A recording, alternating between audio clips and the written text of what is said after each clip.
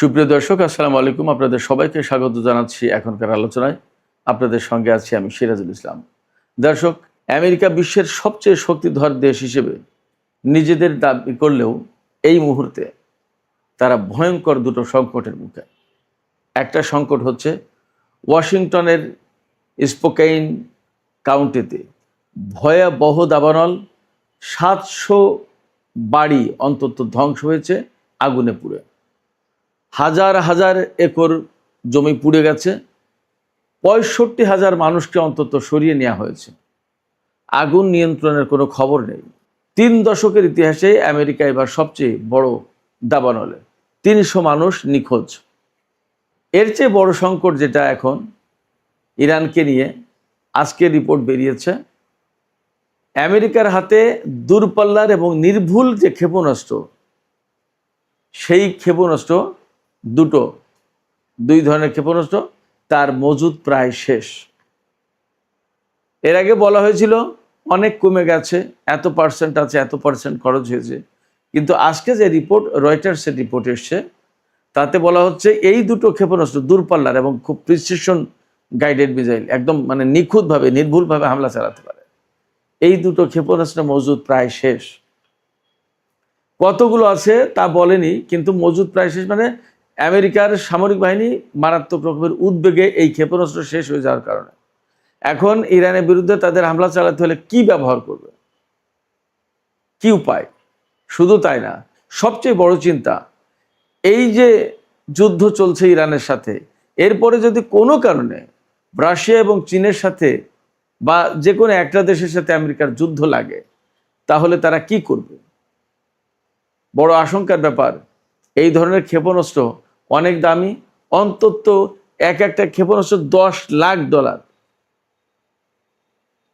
2 দিনে, 4 দিনে, 1 মাসে একটা ক্ষেপণাস্ত্র বানানো সম্ভব হয় না, বহু সময় লাগে। তার চেয়ে বড় প্রশ্ন হচ্ছে আমেরিকা তাহলে কি পরিমাণে ইরানের উপরে হামলা চালিয়েছে এবং কি করতে চেয়েছিল ইরানকে? মানে তার ভান্ডারে জমা সমস্ত সব ক্ষেপণাস্ত্র প্রায় শেষ করে ফেলেছে। একই সাথে প্রশ্ন আসে, তাহলে ইরান কি দিয়ে মোকাবেলা করেছে এবং ইরান টিকে আছে, তাহলে ইরানের বা কি পরিমাণের শক্তি? সবে আশ্চর্যজনক বিষয়, আশ্চর্য রকমের প্রশ্ন আমাদের সামনে। এদিকে আরামকোর যে সিও আমিন নাসের, তিনি বলেছেন ইতিহাসের সবচেয়ে বড় তেল সংকট সৃষ্টি করেছে এই হরমুজ প্রণালী। হরমুজ প্রণালী বন্ধের পরে ইতিহাসের সবচেয়ে বড় তেল সংকট সৃষ্টি হয়েছে। এই তেল সংকটে কত তেল আন্তর্জাতিক বাজারে ঘাটতির মুখে পড়েছে জানাবো আজকের ভিডিওতে, সেই কথা। সঙ্গেই থাকুন। সাথে আরেকটু কথা জানিয়ে রাখি, হুতিরা কিন্তু আজকেও সৌদি আরবের নাজরান বিমান ঘাঁটিতে হামলা চালিয়েছে ড্রোন দিয়ে। এপাশে মার্কিন প্রশাসনের পক্ষ থেকে বারবার দাবি করা হলেও, এবং আমি সর্বশেষ আল জাজিরাতেও খবর দেখলাম, বা আরও কোনো মিডিয়াতে খবর দেখলাম, অনেকগুলো মিডিয়া ঘাটলাম, তো অনেক জায়গায় বলা হচ্ছে যে অল্প আজকালকের ভেতরেই হয়তো আমেরিকা এবং ইরানের মধ্যে একটা চুক্তির রূপরেখা প্রণয়ন করা হবে, এবং কাতার নাকি এটার খসড়া প্রচার করেছে। বাট ইরান বলছে আমরা তো কিছুই জানি না। আসলে হচ্ছেটা কি? অনেকগুলো বিষয় আছে, মূল বিষয় এখানে দুটো: আমেরিকার দাবানল, 2 নম্বর হচ্ছে আমেরিকার ক্ষেপণাস্ত্রের ভান্ডার ফুরিয়ে আসার কথা। সুপ্রিয় দর্শক, এই বিষয়গুলো নিয়ে মোটামুটি বিস্তারিত আলোচনা করার চেষ্টা করব। আশা করি আপনারা সঙ্গে থাকবেন শেষ পর্যন্ত। আর ভিডিও ভালো লাগলে লাইক, কমেন্ট, শেয়ার করবেন এবং চ্যানেলটি সাবস্ক্রাইব করে সাথেই থাকবেন। দর্শক, চলুন আমরা বিস্তারিত আলোচনা করি। প্রথমেই আমেরিকার ক্ষেপণাস্ত্রের বিষয়টা আমি বলি একটু, কারণ এই ব্যাপারে মানুষের সবচেয়ে বেশি আগ্রহ। আমেরিকার খুব গুরুত্বপূর্ণ দুটো ক্ষেপণাস্ত্র হচ্ছে army tactical missile system, ATACMS। এই আর্মি ট্যাকটিক্যাল মিসাইল সিস্টেম, আরেকটা হচ্ছে প্রিসিশন স্ট্রাইক মিসাইল। এই দুটো ক্ষেপণাস্ত্র আমেরিকার হাত থেকে একদম প্রায় শেষ।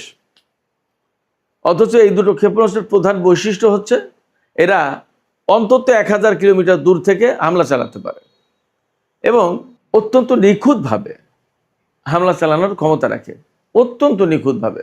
আপনারা বুঝতেই পারেন আমেরিকা সারা বিশ্বের প্রযুক্তিতে একসময় অবশ্যই শ্রেষ্ঠ ছিল, এখন চীন নাকি আমেরিকা এই সমস্ত নিয়ে বিতর্ক আছে, বাট আমেরিকা তো অবশ্যই একটা গুরুত্বপূর্ণ শক্তি, তাদের তো কোনো সন্দেহ নেই। ইরানের সাথে যুদ্ধ করতে এসে আটকা পড়েছে সেটা ভিন্ন কথা, কিন্তু তাদের প্রযুক্তি তো খুব নিখুঁত এবং ডেভেলপড। তো এই দুটো ক্ষেপণাস্ত্র তাদের ভান্ডারে দীর্ঘদিন ছিল এবং তারা যুদ্ধ করার ক্ষেত্রে দূর থেকে এই সমস্ত ক্ষেপণাস্ত্র দিয়ে হামলা চালিয়ে শত্রুপক্ষকে ঘায়েল করেছে। এই ক্ষেপণাস্ত্র এখন আমেরিকার ভান্ডারে ব্যাপকভাবে কমে গেছে। তাহলে তাদের উপায় কি? এই নিয়ে মার্কিন সামরিক বাহিনীতে উদ্বেগের কোনো শেষ নেই। সবচেয়ে বড় মুশকিল হচ্ছে কি, একটা ক্ষেপণাস্ত্রের দাম অন্তত পক্ষে $10 লাখ। এই ক্ষেপণাস্ত্র যে হুট করে 2-4 দিনে, 10 দিনে, 1 মাসে বানানো যাবে ব্যাপারটা তা কিন্তু না, অনেক সময় লাগে।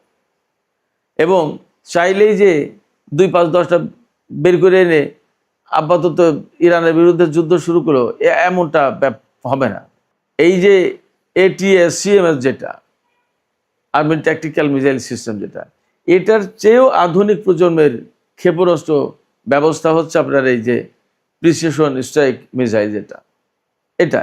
এবং এটা বলা হচ্ছে এটা অত্যাধুনিক এবং এটাই হবে আমেরিকার হামলা চালানোর ক্ষেত্রে প্রধান অস্ত্র আগামী কিছু বছরের ভেতরেই।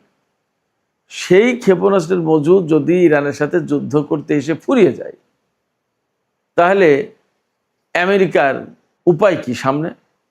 এখানে বারবার একটা প্রশ্ন আসছে যে যদি রাশিয়া বা চীনের সাথে আমেরিকাকে যুদ্ধ করতে হয় তাহলে তারা কি করবে? এখানে আমি একটু প্রশ্ন করি যে প্রায় সময় যে প্রশ্ন আসে যে যদি রাশিয়া এবং চীনের সাথে যদি আমেরিকার যুদ্ধের প্রশ্ন আসে তাহলে কি করবে? এই প্রশ্ন আসে কেন?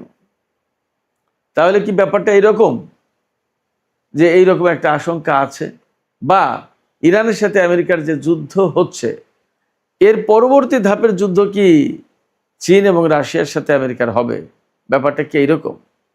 এবং তাহলে কি একটা বৃহত্তর পরিকল্পনার আওতায় এই যুদ্ধ হচ্ছে, যেখানে চীন, রাশিয়া, ইরান আমেরিকাকে আসলেই বিশ্ব মঞ্চ থেকে বিদায় দিতে চায়, বিশ্বের প্রধান শক্তি হিসেবে তাকে বিদায় জানাতে চায়, এবং সেটাই কি এককেন্দ্রিক বিশ্ব ব্যবস্থা থেকে বহুকেন্দ্রিক বিশ্ব ব্যবস্থায় পৃথিবীটাকে রূপান্তরিত করার কর্মসূচি হতে পারে?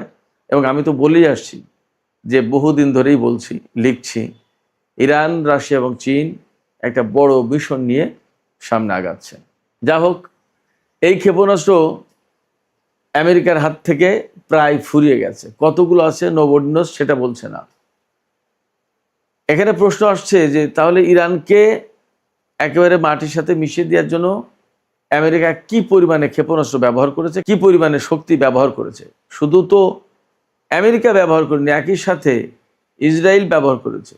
এবং আমেরিকা যতটা না ইরানকে মাটির সাথে মিশিয়ে দিতে চেয়েছে তার চেয়ে বেশি ইসরায়েল মিশিয়ে দিতে চেয়েছে, কারণ ইসরায়েল সরাসরি তার নিজের জন্য ইরানকে হুমকি মনে করে। আমেরিকা ইরানকে তার অস্তিত্বের জন্য হুমকি মনে করে না, কিন্তু ইসরায়েল তার অস্তিত্বের জন্য ইরানকে হুমকি মনে করে। অতএব এখানে এই যুদ্ধে আমেরিকা যতটা শক্তি প্রয়োগ করেছে তার চেয়ে অনেক বেশি শক্তি প্রয়োগ করার কথা, অন্তত ইচ্ছা ছিল ইসরায়েলের, এটা বলতে কোনো দ্বিধা নেই। যদি তাই হয় তাহলে আমরা সহজেই অনুমান করতে পারি ইসরায়েল এবং আমেরিকা কি পরিমাণে শক্তি প্রয়োগ করেছে ইরানের উপরে। তারপরেও ইরান টিকে আছে। তাহলে ইরানের হাতে কি পরিমাণে শক্তি, তাদের হাতে কি পরিমাণে প্রযুক্তি, এবং তারা কতটা প্রতিরোধ করতে পেরেছে, এখান থেকে আমরা কল্পনা করতে পারি, বুঝতে পারি, একটা ধারণা পেতেই পারি। সুপ্রিয় দর্শক, এই জায়গা থেকে আমাদের সামনে আরও যে সমস্ত কথা আসে, যে সমস্ত বিষয়গুলো আমাদের সামনে ফুটে ওঠে, সেটি হচ্ছে আমেরিকার হাতে এই সমস্ত গুরুত্বপূর্ণ অস্ত্র ফুরিয়ে যাওয়ার কারণে, তারা অস্ত্রের ঘাটতির মুখে পড়ার কারণে ইরানের বিরুদ্ধে হামলা চালানোর হুমকি দিয়েও হামলা চালাচ্ছে না। ব্যাপারটা কি তাই? আমরা তো এখন বলতেই পারি, যা মনে হচ্ছে, যে ডোনাল্ড ট্রাম্প বারবারই বলছেন তাদের হাতে প্রচুর অস্ত্র আছে, বিশ্বের যে কোনো দেশের চেয়ে তাদের হাতে এখন বেশি অস্ত্র, এবং তারা প্রচুর পরিমাণ অস্ত্র উৎপাদন করছে এবং খুব দ্রুত এ সমস্ত ঘাটতি পূরণ করতে পারে। কিন্তু আসলে কি ব্যাপার তাই? যদি ব্যাপার তাই হবে তাহলে এই সমস্ত রিপোর্ট কেন বের হচ্ছে? তাহলে কি ইরানকে তারা ফাঁকি দেওয়ার চেষ্টা করছে? আমি ব্যক্তিগতভাবে মনে করছি ব্যাপারটা ফাঁকি দেওয়ার প্রশ্নে নেই, বরং ওইটাই সত্য যেখানে আমেরিকা অস্ত্রের ঘাটতির মুখে এবং তারা হামলা চালাতে পারছে না। দূরপাল্লার ক্ষেপণাস্ত্র দিয়ে হামলা চালাতে যখনই পারছে না, তার মানেই হচ্ছে এখন ইরানের আকাশে বিমান প্রবেশ করাতে হবে, ইরানের আকাশে বিমান নিয়ে যেতে হবে, ইরানের আকাশ থেকে ইরানের উপরে বোমা হামলা চালাতে হবে। তাহলে পরিস্থিতিটা কি দাঁড়াবে? তাহলে পরিস্থিতিটা যা দাঁড়াবে সেটা হচ্ছে আমেরিকার জন্য একটা দুঃস্বপ্ন হয়ে দাঁড়াবে।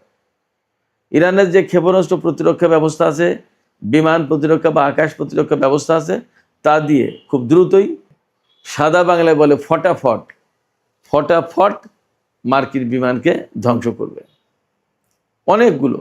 অনেকগুলো বিমান ভূপাতিত হবে, অনেকগুলো পাইলট মারা যাবে অথবা ইরানের হাতে ধরা পড়বে, আমেরিকা প্রচণ্ড বিপদের মুখে পড়বে। এই পরিস্থিতি এড়ানোর জন্য তাদের হাতে অবশ্যই দূরপাল্লার ক্ষেপণাস্ত্র থাকা দরকার, কিন্তু সেই ক্ষেপণাস্ত্র ফুরিয়ে গেছে। কি করবে? মহাসংকটে আমেরিকা, মহাসংকটে। সুপ্রিয় দর্শক, এবার আমরা একটু মধ্যপ্রাচ্যের আরও কিছু বিষয় নিয়ে কথা বলে সর্বশেষ আমেরিকার দাবানল ভয়াবহ আগুনে কিভাবে পুড়ে যাচ্ছে, সারকার হয়ে যাচ্ছে ওয়াশিংটন, সেটা বলবো। ইয়েমেনের হুতিরা আজকে ড্রোন হামলা চালিয়েছে সৌদি আরবের নাজরান বিমান ঘাঁটিতে, বিমানবন্দরে, এবং হুতিরা দাবি করেছে তাদের নিজস্ব প্রযুক্তিতে তৈরি কামিকাজে ড্রোন দিয়ে এই হামলা চালিয়েছে এবং বিমানবন্দরে একটা কৌশলগত স্থাপনায় হামলা চালিয়েছে, যেটা খুবই গুরুত্বপূর্ণ। ক্ষয়ক্ষতির পরিমাণ জানা যায়নি। এবং হরমুজ প্রণালীতে ইরান কিন্তু একটি জাহাজে হামলা চালিয়েছে গত রাতেই, এবং হরমুজ প্রণালী আর বাব আল মানদেব প্রণালী অনেকটা অচল অবস্থায় আছে, সেখান দিয়ে জাহাজ চলাচলের পরিমাণ খুবই কম। ইরানের দেখানো রুটের বাইরে গেলেই সেই জাহাজে হামলা করছে, তার সে যতই আমেরিকা নিরাপত্তা দেওয়ার কথা বলুক, ইরান মানছে না। এবং ইরান পরিষ্কার করে বলেছে হরমুজ নিয়ন্ত্রণ ওমান এবং ইরান করবে, এবং ইরানের কথা ছাড়া কোনো রুট চালু হবে না, পরিষ্কার। তার মানে মধ্যপ্রাচ্যে বা হরমুজ প্রণালী এলাকায় বা বাব আল মানদেব প্রণালী, হরমুজ প্রণালী, এই এলাকায় ইরানের কথায় এখন সমস্ত সবকিছু চলছে, হচ্ছে এবং হবে যা পরিস্থিতি। এদিকে আরামকো, সৌদি আরবের যে প্রধান তেল কোম্পানি আরামকো, এই আরামকোর সিও প্রধান নির্বাহী কর্মকর্তা আমিন নাসের, তিনি বলেছেন যে হরমুজ প্রণালীতে যে অচল অবস্থা তৈরি হয়েছে, ইরান এই হরমুজ প্রণালী আটকে দেওয়ার পর যে সংকট তৈরি হচ্ছে, এটা বিশ্বের ইতিহাসে সবচেয়ে দীর্ঘ এবং বড় সংকট তেলের ব্যাপারে। এত বড় তেল সংকট আর কখনো পৃথিবীতে ছিল না। এই সংকটে তিনি বলছেন যে 260 কোটি ব্যারেল তেল আন্তর্জাতিক বাজারে এই সময়ে কম গেছে, অর্থাৎ ঘাটতি পড়েছে। যে সমস্ত চালান যাওয়ার কথা ছিল তাতে 260 কোটি ব্যারেল তেল আন্তর্জাতিক বাজারে যেতে পারেনি। তাহলে আন্তর্জাতিক বাজার তেলের অবস্থা কি অবস্থা আপনারা চিন্তা করুন। তার মানে আরও যদি 1-2 মাস এই হরমুজ প্রণালী এবং বাব আল মানদেব প্রণালী আটক থাকে এইভাবে, তাহলে বিশ্ববাজারে তেলের পরিস্থিতি কি হবে আপনারা কল্পনা করুন। তবে ইরানের পক্ষ থেকে নতুন করে একটা ঘোষণা দেওয়া হয়েছে। ইরানের সর্বোচ্চ নেতার সামরিক উপদেষ্টা এবং আইআরজিসির সাবেক কমান্ডার মেজর জেনারেল মোহসেন রেজাই, তিনি বলেছেন আমেরিকা যদি ইরানের বিভিন্ন বন্দরের উপর আরও কিছুদিন এইভাবে তাদের অবরোধ বহাল রাখে, তাহলে মার্কিন নৌবাহিনীর সাথে যুদ্ধ অনিবার্য হয়ে যাবে এবং ভয়ঙ্কর সংঘর্ষ সৃষ্টি হবে। অর্থাৎ আমেরিকা মার্কিন বাহিনীর উপর হামলা চালাবে যদি তারা এখান থেকে অবরোধ সরিয়ে না নেয়। ইরানের এই কথাই যে আমেরিকা তাদের অবরোধ তুলে নেবে, ব্যাপারটা এমন না। আর ইরান যদি তাদের ঘোষণা বাস্তবায়ন করে, তাহলে আমরা খুব শর্ট টাইমে সম্ভবত সমুদ্রে একটা বড় ধরনের সংঘাত দেখতে যাচ্ছি। যাই হোক সুপ্রিয় দর্শক, আমেরিকার ওয়াশিংটন স্টেট যেটা, সেই স্টেটের স্পোকেইন কাউন্টি একটা বিরাট এরিয়া, সেই এরিয়ায় ভয়াবহ দাবানল শুরু হয়েছে এবং আগুনে অন্তত 700 বাড়ি পুড়ে যায়নি, ধ্বংস হয়ে গেছে। কালকের রিপোর্টে বলা হয়েছিল যে মনে হচ্ছে যেন ক্ষেপণাস্ত্র মেরে বাড়িগুলো সব ধ্বংস করে দিয়েছে, শত শত ক্ষেপণাস্ত্র মারা হয়েছে মনে হচ্ছে। 700 বাড়ি ধ্বংস হয়েছে, একটার সাথে একটা বাড়ি যে লাগোয়া তা তো না, ফাঁকা ফাঁকা। চিন্তা করেন তাহলে কি ভয়ঙ্কর দাবানল। এবং এই দাবানলে প্রায় 300 মানুষ নিখোঁজ হয়েছে, হয়তো কিছু কম বেশি হতে পারে। তবে মার্কিন কর্তৃপক্ষ বলছে যে এই ক্ষয়ক্ষতি যে কি পরিমাণে হয়েছে এটা এখনই বলা যাচ্ছে না, আগুন নিভিয়ে একদম পুরোটা অ্যাসেস করার পরে, মানে হিসাব বিকাশ একটা মূল্যায়ন করার পরে বলা যাবে। কিন্তু বাস্তব কথা হচ্ছে কি, আগুন নিভানোর কিন্তু এখনো কোনো আকার আলামত কিছুই পাওয়া যাচ্ছে না। প্রচণ্ড রকমের দাবদাহ, প্রচণ্ড রকমের খরা, বাতাসের তীব্রতা অনেক, বাতাসের জলীয় বাষ্প নেই বললেই চলে, মানে মারাত্মক একটা পরিস্থিতি। আগুন জ্বলার জন্য এ ধরনের উপাদান প্রয়োজন, তার সব কিছু আছে, নিভানোর কোনো ব্যবস্থা নেই। যে নিভানোর চেষ্টা করছে ফায়ার ফাইটার, আপনারা চিন্তা করুন, এই স্পোকেন কাউন্টিতে 1000 ফায়ার ফাইটার দেওয়া হয়েছে, এই দমকল অগ্নি নির্বাপক বাহিনীর লোকজন 1000 মোতায়েন করা হয়েছে, পারছে না। এবং আরও দুঃসংবাদ হচ্ছে যে এই সপ্তাহের শেষের দিকে পরিস্থিতি আরও খারাপ হবে, বাতাসের তীব্রতা বাড়বে, তাপমাত্রা বাড়বে, এবং এভাবে যদি অগ্নিকাণ্ড চলতে থাকে তাহলে মানে এই কাউন্টি প্রায় শেষ হয়ে যাবে। এই মৌসুমে যে এই চলতি গ্রীষ্মকালে আমেরিকায় অন্তত 15টা দাবানলের ঘটনা ঘটেছে, এবং এই 15টা দাবানলে বিভিন্ন অঞ্চলে, বিভিন্ন স্টেটে, আমেরিকার উত্তর এবং পশ্চিম অঞ্চলে মূলত এই দাবানলগুলো সৃষ্টি হচ্ছে বেশি। তাতে 4.5 লাখ একরের বেশি জায়গা পুড়ে গেছে, বনভূমি, ঘর বাড়ি পুড়ে গেছে। ভয়ঙ্কর একটা পরিস্থিতি। কিভাবে এই আগুনের সূত্রপাত হলো সে ব্যাপারে আল জাজিরার একটি অনুসন্ধানী প্রতিবেদনে বলা হয়েছে, 37 বছর বয়সী এক ব্যক্তিকে আগুন লাগানোর সন্দেহে সোমবার আটক করা হয়েছে। এখন তিনি আগুন লাগিয়েছেন এবং এত রাজ্য জুড়ে ছড়িয়ে পড়লো কিভাবে, সেটা একটা ব্যাপার। তবে এটা ঠিক যে আমেরিকা, ইউরোপের বিভিন্ন এরিয়াতে যখন গ্রীষ্মকাল হয় তাপমাত্রা এত মারাত্মক পর্যায়ে পৌঁছায় এবং বাতাসের জলীয় বাষ্পের পরিমাণ একদম 0 পর্যায়ে চলে আসে, প্রায় ভয়ঙ্কর একটা পরিস্থিতি। তখন প্রচুর দাবানল হয়। এবার ইউরোপে যথেষ্ট অনেকগুলো দাবানল আছে, ফ্রান্স, ইটালি, আপনার স্পেন, এই সমস্ত জায়গায়। তাতে আমেরিকায় যে সংকট তৈরি হয়েছে এই দাবানলকে ঘিরে, এবার এটা নজিরবিহীন বলা যায়। 30 বছরের ভেতরে এবারই সবচেয়ে বেশি ওয়াশিংটন স্টেটে বড় দাবানল সৃষ্টি হলো। তো এই যে আমেরিকায় প্রচণ্ড দাবানল, এতে সবচেয়ে ক্ষতিগ্রস্ত হচ্ছে সাধারণ মানুষ। এই ক্ষতি হয়তো আমেরিকার জাতীয় অর্থনীতিতেও একটা বড় বিষয় হয়ে দাঁড়াতে পারে, কারণ যখন ইরানের বিরুদ্ধে আমেরিকা যুদ্ধ করতে গিয়ে বড় রকমের অর্থনৈতিক চাপের মুখে পড়েছে, সামরিক এবং রাজনৈতিক চাপ তো আছেই, সেই জায়গায় অভ্যন্তরীণভাবে এত দাবানল এবং এত ক্ষয়ক্ষতি নিশ্চয়ই আমেরিকার উপর আলাদা রকমের চাপ সৃষ্টি করবে। সুপ্রিয় দর্শক, এখনকার আলোচনা এখানে শেষ করতে চাইছি। আলোচনা শেষের আগে আপনাদের কাছে জানতে চাই, আপনাদের মতামত জানতে চাই, বুঝতে চাই, এই যে খুবই গুরুত্বপূর্ণ দূরপাল্লার এবং নির্ভুলভাবে হামলা করতে সক্ষম আমেরিকার ক্ষেপণাস্ত্র প্রায় শেষ উদ্বেগে মার্কিন বাহিনী বলা হচ্ছে, আপনাদের কাছে কি মনে হয়, এটা কি প্রকৃতপক্ষেই ঘটেছে নাকি একটা কৌশলের অংশ হিসেবে বলছে? হয়তো এই সমস্ত নানা রকমের কৌশল, ভুলভাল তথ্য দিয়ে আমেরিকা ঠিকই ইরানের উপর হামলা চালিয়ে বলবে। আপনাদের কি মনে হয়? আপনাদের মতামত জানিয়ে কমেন্টে লিখতে পারেন। আর ভিডিও ভালো লাগলে আবারও বলি, লাইক, কমেন্ট, শেয়ার করবেন এবং চ্যানেলটি সাবস্ক্রাইব করে সাথেই থাকবেন। দর্শক, আপনাদের সবাইকে অনেক ধন্যবাদ। আল্লাহ হাফেজ।